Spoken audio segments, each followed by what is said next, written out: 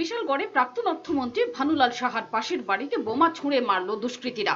অনুমান করা হচ্ছে ভানু সাহার বাড়ি চিনতে ভুল করে পাশের বাড়িতে ছোঁড়া হয় বোমাটি। রবিবার বিকেলে ভানুলাল সাহার পাশের বাড়ির গৃহকর্ত্রী ঘরের বাইরে এসে দেখেন দরজায় পড়ে আছে একটি হাত বোমা।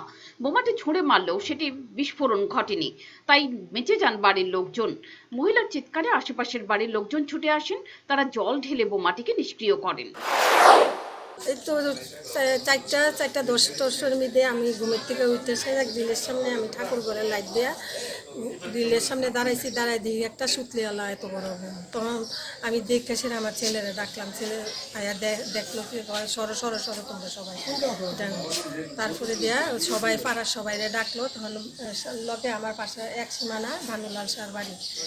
কে বা কারা ফলাইছে আমি কিচ্ছু দেখছি না, কিন্তু তখন পুলিশের খবর দেওয়া হইলো, পুলিশ আইলো। বিশালগড়ের মানুষ ভুলতে বসেছিল বোমা সংস্কৃতি, সেই সংস্কৃতি আবার জাগিয়ে তোলার চেষ্টা হচ্ছে।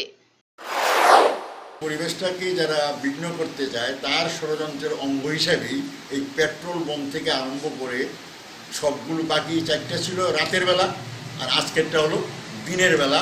এটা প্লেস করে দেওয়া গেছে যে অসাবধানতাবশত কারো যদি এটার মধ্যে আঘাত লাগতো, এখানে এটা বিস্ফোরণ ঘটতে পারতো এবং এই পুলক সেনগুপ্তর বাড়ির মানুষকে আতঙ্কিত করা বা এই পাড়ার নতুন পল্লী, তাহলে এই জায়গাতে প্যানিক সৃষ্টি করে যাতে ভোটাররা ভোটের দিন যেতে ভয় পায়, এটাই মূল কারণ।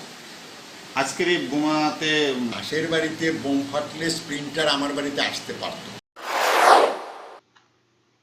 রিপোর্ট, চ্যানেল দিন রাত।